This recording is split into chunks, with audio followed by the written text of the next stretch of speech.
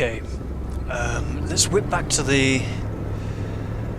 Oh. There, Carl had fed his mind, but had forgotten the harsh reality that his body also needed nourishment, especially in the dead of winter. Okay. Does that mean I need to eat something? Where am I going? Have I taken... No, I'm going the right way. We're going to pop back to the general store, see if we can find some caribou, and then, it's weird, I don't remember there being any, but... Let's just double check, shall we? If we can get some caribou, then we can get a nice warm coat, and then I'm going to go investigate the other two houses past Rosette's house.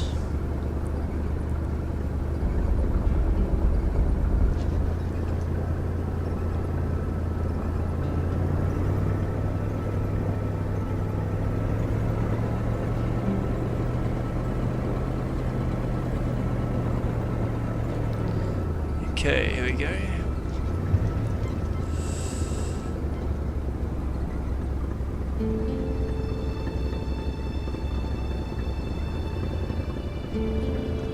Oh, what's going on here? Come on, turn.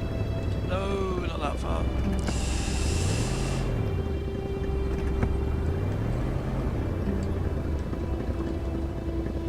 Just like to park nicely there. I thought also it might be worth topping up on the fuel, just there might be some kind of weird fuel. The pumps wouldn't surrender their divine nectar so easily. In all likelihood, they had to be switched on from inside the store. He's still here. Right, let's have a little look. What's that? Coca-Cola or some kind of cola? Okay, I can't jump over Hamilton. What is this? Molten import. What's that up there? That's wine, isn't it? Let's go up again and have a little look. That is a Cabernet Sauvignon, right? That's not caribou. I'm guessing caribou is some kind of liquor, some kind of whiskey or brandy, which there doesn't seem to be any here.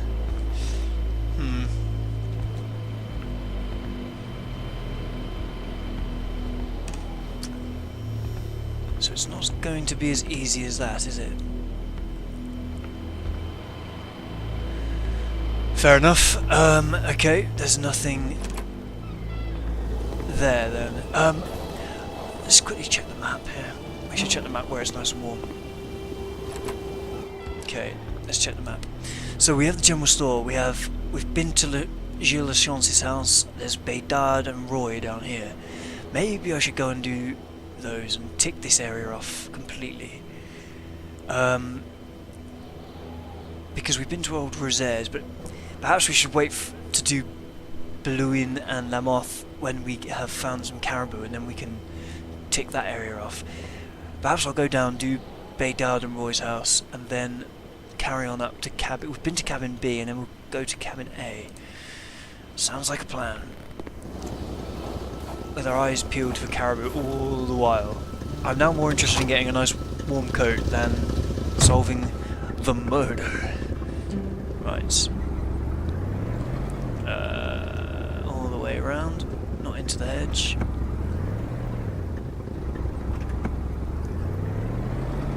Okay. Carl felt that the store and its surroundings still held their secrets, and Well, he didn't like to miss out. You've said that 3, 4, 5 times now, narrator, and I feel like I've been over them quite closely. Okay.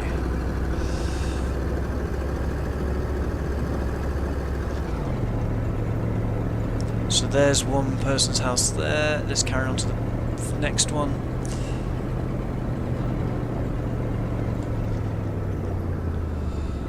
Just coming up on the right, okay. The reason I keep checking the map is because it's quite hard to actually see through the 1556. Cool. Okay, this is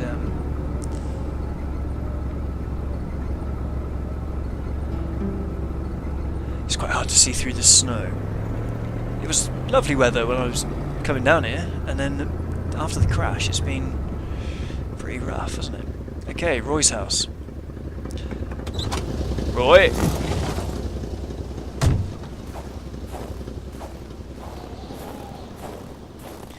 Should we see if there's anybody alive inside before we go poking around in their garden, etc.? Not anything I can see. Let's just knock. Oh, and there's a note.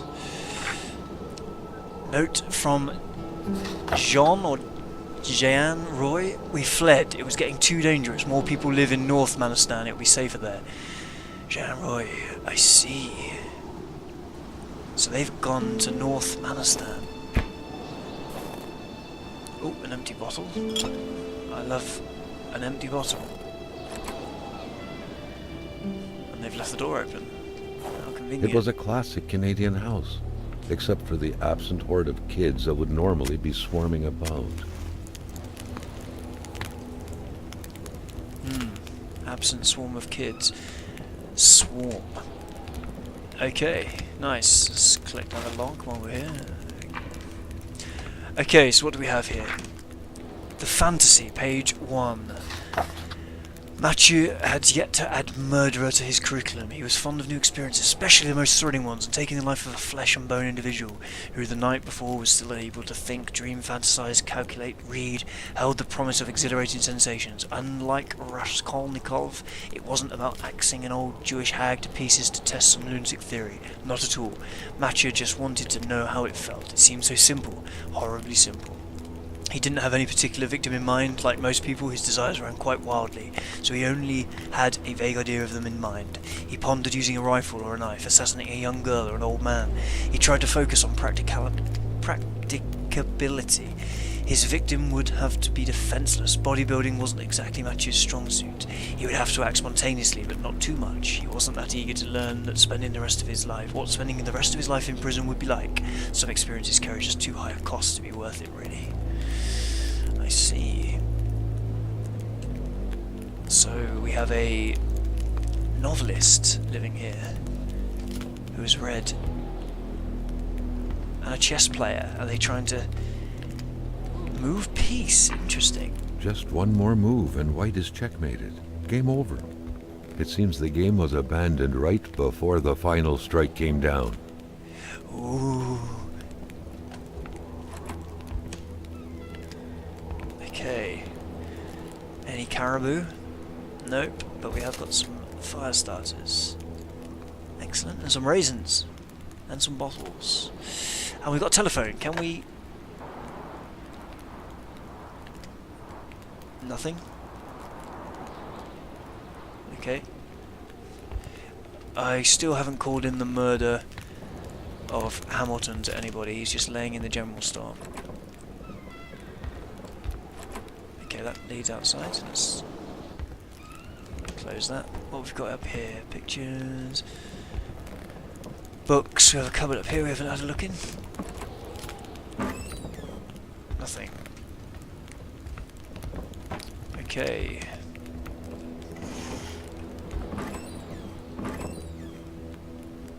Is that, are they matches there that we kind of couldn't hold? There we go, nice matches. Bread. Not stale. A big tomato and some apple jacks. In the fridge we have all the usuals, including enormous breakfast sausages. Okay. Nothing of interest really. I can fill up a bottle. I can't. Come on, someone's got to have a little old bottle of caribou for old Rosaire. Right, are these the... The couple radiated something akin to lightheartedness. Don't they just? To freedom. Yeah. Perhaps some people out there truly found a way to live happily ever after. Carl pondered. Do they radiate that? What are they looking at? Why are they not looking at the camera? Why are they up against... Are they in front of a kind of black curtain? Carl comes to some weird conclusions, doesn't he? Oh, it's quite a spooky looking room. toilet roll, plunger, all the usuals. Some nice towels. What else have we got here? A picture of Wilfred in his youth. Carl figured right away that the man must have been some kind of wildlife officer. How did he get that from that picture? Strange. Bedroom. Just going for all this stuff. I feel a bit strange in it. Oh, there's that picture again of a bear or something. Weird, man. Kona. You win if you go past go. Yeah. Okay. Much else to see. We'll read that in a moment. Cigarettes. Globes. Fish tanks. What's this a picture of? Just the lake. The second page of the novel. It was around that time that Matcha had met Beatrice, of mediocre beauty at best, the girl with her distinctive features, cheeks covered with large pox-like freckles, dew nose, oily forehead, tired but vibrant eyes, shaded red hair, slender as a child body, chirpy laugh, you name it. It was the very image of innocence. That happened to be precisely the kind of victim Macho was picturing in his mind, though. One night, as he was contemplating the ceiling from his bed, he swore to himself again and again, "I'll kill her." His dreams were later filled with images of the imminent crime.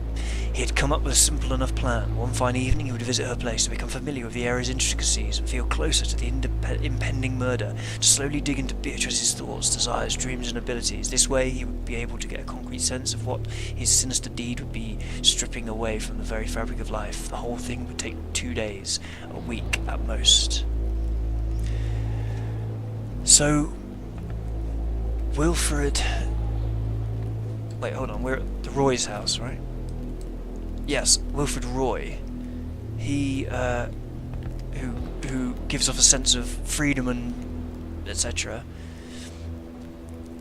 Is he the novelist? Has he got murderous tendencies? The photograph was snapped not too far from here, Carl noticed. The couple seemed to be very good friends. The couples? So which couples are they? So I guess the guy with the tie and holding hands with... That's Wilfred, because he always wears a tie. That's something we've worked out. So they're friends with... a couple. Are they friends with the Lachances, perhaps? And the picture was taken over there, near the oven. Oh, sort of over that way. Right, and then what have we got in this room? A little drawing room. Another page of the novel. Oh, hello. +5 ammo, excellent. As a picture, what's this? Records with TV. I don't really want to turn the TV on, it's going to freak me out. Picture of a cabin in the woods. Is this page 3? The first time we met Beatrice, however, she unexpectedly revealed her troubled origins to Matcha. She was adopted at the age of 4, and recalling her former life still gave her a hard time.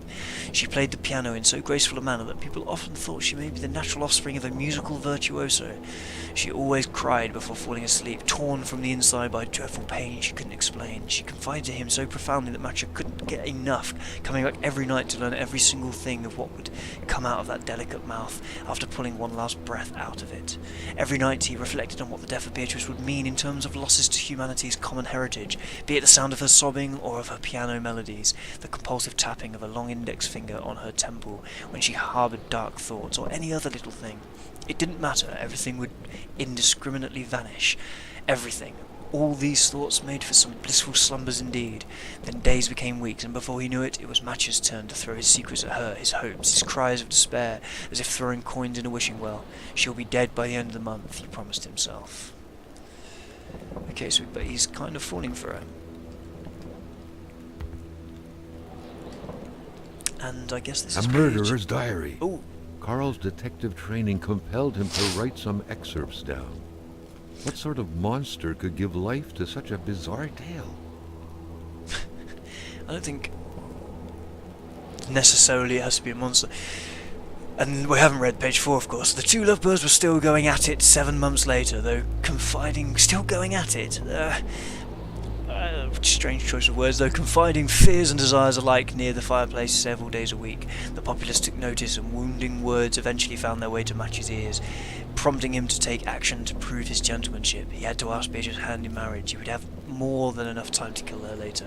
Today, when Match stares at the motionless ceiling, just like he did 20 years ago, he still wonders what he would be removing from existing by slitting Beatrice's throat, what he would be depriving his children of. Then, as if soothed by fantasy, he gently drifts off, smiling the night away. Drifts off. Okay, so is this Wilfred's views? Does he want to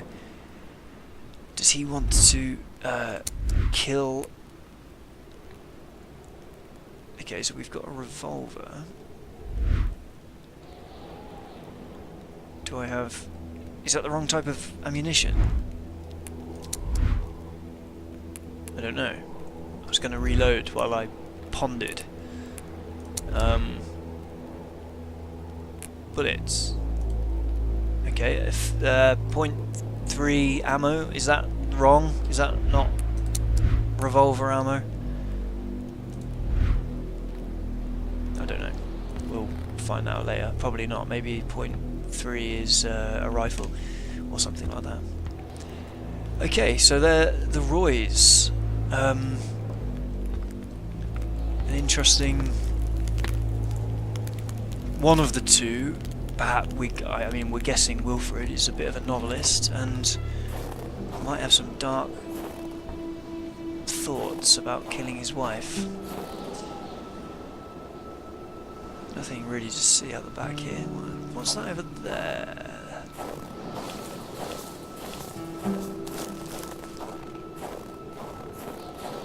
Just a log, And then there was a little shed, wasn't there?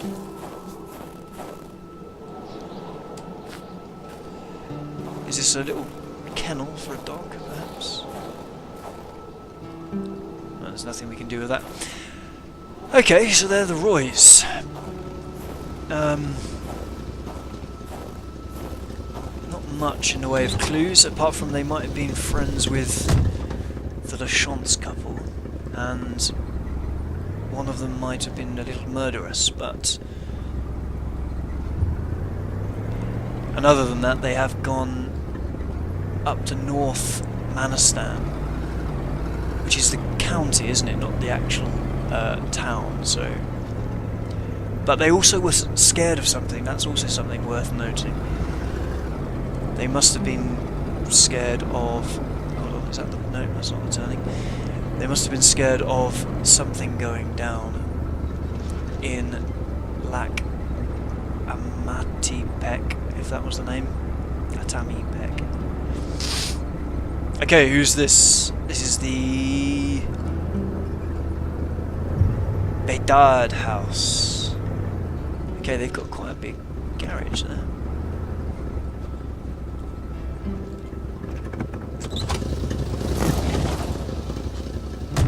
Okay. And a power line. Anybody home here? And a bit of a allotment over there, which is nice to see. Any, no, nothing in there. A bike. It's all a bit dark inside here as well, isn't it? Two bikes, in fact. And a... Is that an old-fashioned... Well, I say old-fashioned, it is the 70s. Lawnmower. Carl was no burglar. He didn't need to resort to petty techniques such as window breaking to find his way in. A good detective simply looks for keys where gullible souls hide them. For example, underneath the mat. The house smelled like incense, the kind that reminds you of the good Lord, of peace. Just going around lighting fires in all these good people's houses. Okay, let's get warm. We can have a little sit. No loose change in the cracks. Oh right, yeah, so I was doing that. Enough food for rough times. Well, I don't know, there's about 10 potatoes and 3 onions and 2 loaves of bread. Okay. Religion was very influential throughout Quebec many years ago. Indeed, it was surprising that Carl did not come across a single chapel since arriving here. Yeah, I suppose that is a little bit surprising, although we haven't really gone very far yet, have we? Okay, so that's... Yeah, there is quite a lot of Christian stuff going on, Good Paul VI, appearing papal. His crooked fingers gave the impression he was about to bestow a miracle. Yeah. TV is on the other side. That's a good point. The TV, that chair, maybe the chair has been brought in from outside. Interesting. Okay, and we have a little, what are these called? How did they draw the sun? Yeah, well, because they could do it from memory, perhaps.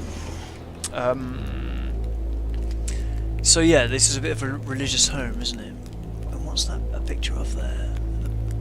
Is that a statue? Might be. Okay, so I think we're trying to be given the clue that this place has kids. So perhaps this is the Bedards are friends with the Roys if they've got a child, because there was a child in that picture, wasn't there? Attach wire again. I don't know why I'd want to do that. Okay, there's no sound on the lines. Well, all the phone lines are down, so there must be one central phone line. Ooh, steaks. And a note on there. I can't read that. 100%. And the picture of the dove with the olive leaf, I think it was. Out of interest, can I cook the steak?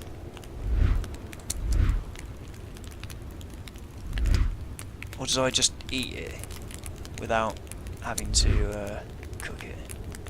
I think I might do. Because I can put the steak on while I'm rummaging through the house. Anyway, what's my torch? It's 4, isn't it? There you go. Okay. There they are. The Bedards. So there's quite a few kids. The perfect cookie-cutter Catholic family, most likely attending church every Sunday. Yeah, cookie cutting. There he is, one of them.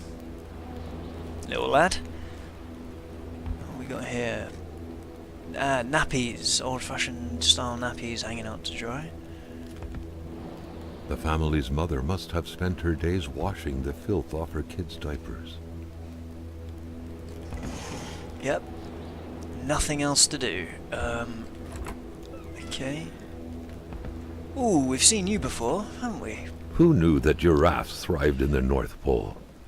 The craze for toys was stupefying. The craze for toys. Yep, it is stupefying. This giraffe we've seen in the treasure box earlier on in the game. So we have a treasure map, don't we? In our documents, treasure maps. And this treasure map, in the box with this treasure map, was one of those giraffes. So this is a pretty childish drawing. So perhaps we've found the treasure maps belong to the children. Oh, Jesus, get the gun out. The treasure maps belong to the children of the Bedards. They've gone round putting treasure maps everywhere. Okay, what do we have? Oh, new journal entry. Don't know what that was. We have some Dream catchers originated from First Nations legends. They were used to trap nightmares. Interesting. So a Catholic family, but with dream catchers. Not so Catholic after all. Carl wasn't desperate enough to invade a village woman's privacy. Well, Carl might not be.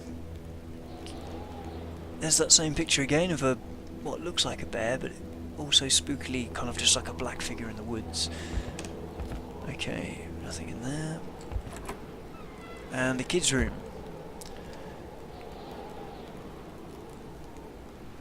Okay. Picture of some ducks.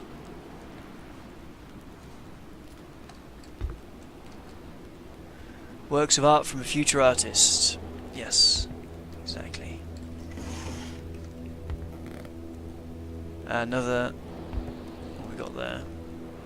History book.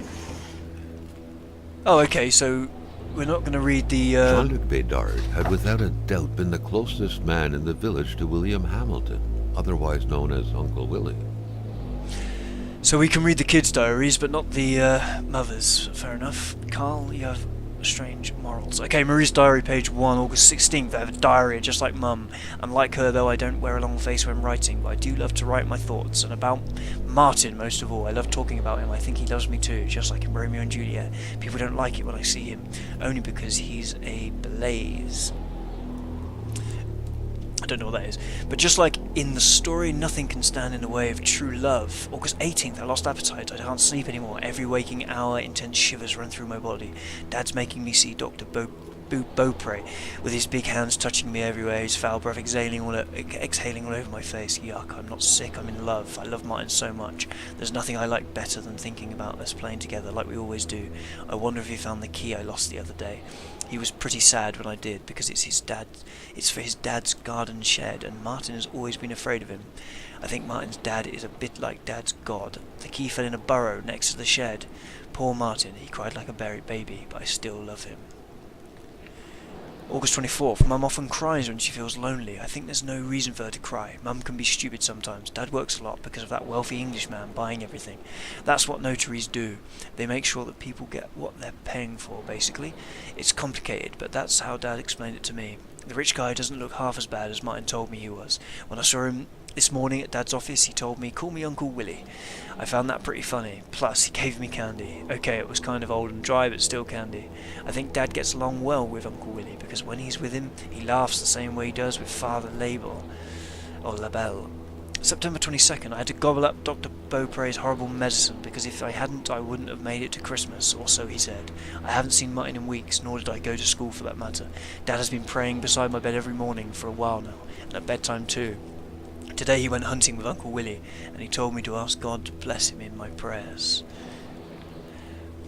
I think this has to do with the medicine that only the richest of rich can afford. Dad told me he'll be praying for Uncle Willie until the day he dies, and that I should do the same. God, Father Labelle, and now Uncle Willie.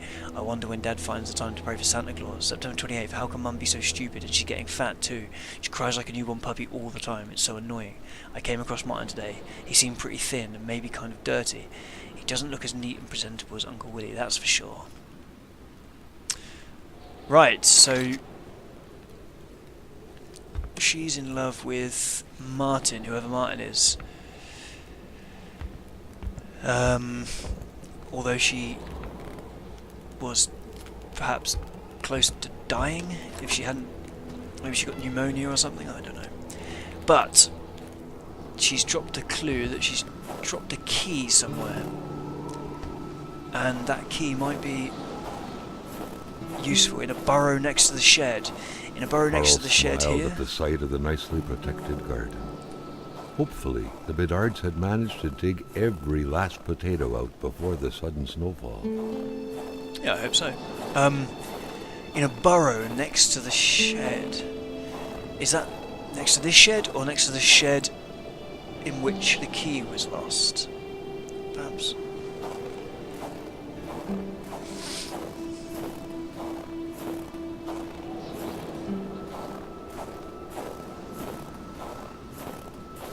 Maybe this shed.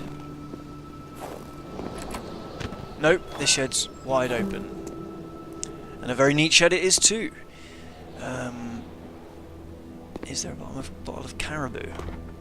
Oh, that shot on me, kind of weirdly, and there's a cross up there as well. And a radio playing.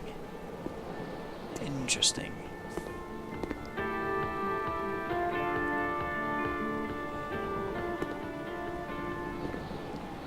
There's not much of... Oh, I've got an empty gas can. Okay, that's quite cool. I can just steal that from these guys. And Carl's inventory is full. Okay, but I could have a hammer. A true Catholic always strives to keep lowly temptations at bay. Obviously, Carl thought, someone in this house wasn't doing a good job at upholding the Holy Bible's teachings. Yes. Okay, so we have hardware and a hammer and cigarettes that I could pick up. Ooh, a And An aging car was parked here. Carl could picture the notary's heavy sedan with a huge back seat large enough to fit the whole family. So if we find an old car, we might know that it belongs to these guys.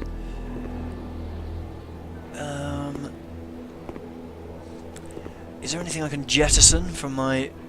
Let's see if I can consume some stuff. What's this here? I don't know. My health is going down. Why on earth is that? First aid, water bottles, beer bottles.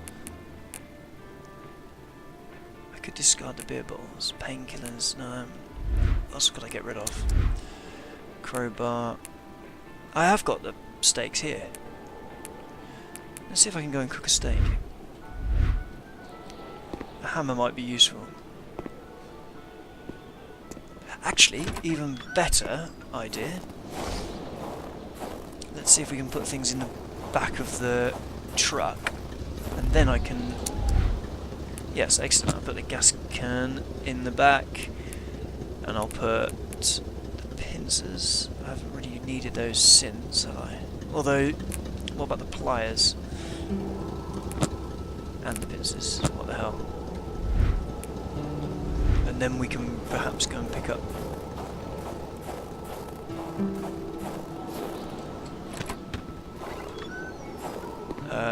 the bits and pieces in here. Yes, a hammer, and some more cigarettes, and some more hardware. Excellent. Now let's quickly check there's no burrows around here that a key was lost in. I don't think so. Although we do have a Cree carving. The daughter did say that, Marie did say that she was in love with Martin, who was a... What's this? Oh, it's just a tree. I thought it was horns. She was in love with... Who was a blaze. I don't know what that means, but... Is that another... I don't really need to be running around with the hammer, do I, in my hand?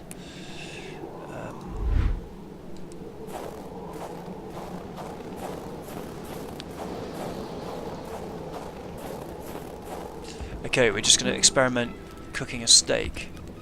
Let's turn the TV on and see what happens. Oh, nothing. Okay, let's try and eat a steak. It's under equipment, which is cool. Throw steak. Ah, I understand now. I've thrown one behind their oven, but I can use it to get rid of wolves, can't I? Of course I can. But nothing else. Okay, well, I think that was quite a thorough investigation of these places. We should pop back to the general store and fill up on gas, shouldn't we? Let's do that now. And then we'll end the video.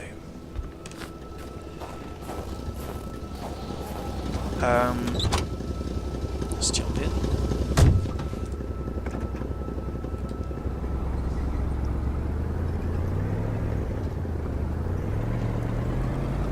Where's the way out? Over there.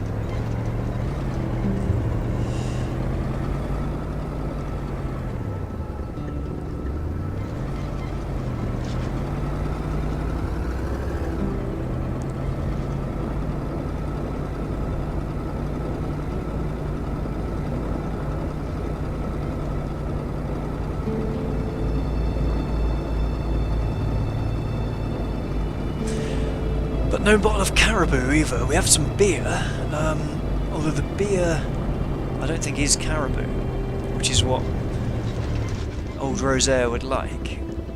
And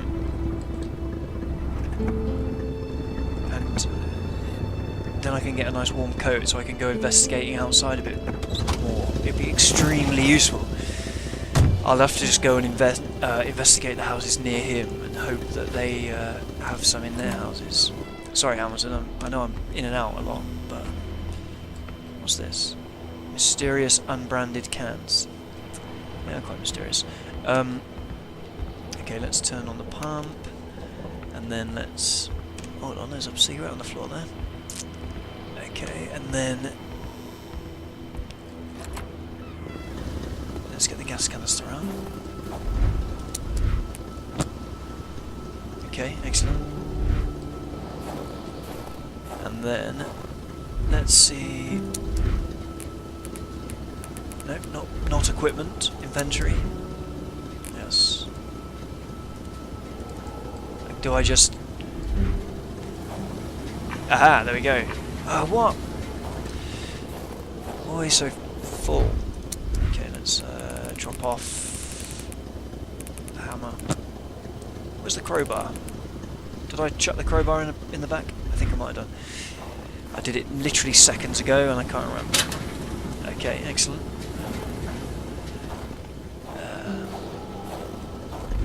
That will be useful.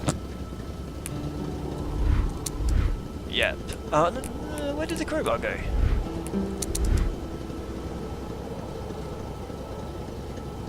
I think I've lost the crowbar. Unless I can't leave the crowbar. No, there it is, look. Yeah! Right. Okay, so,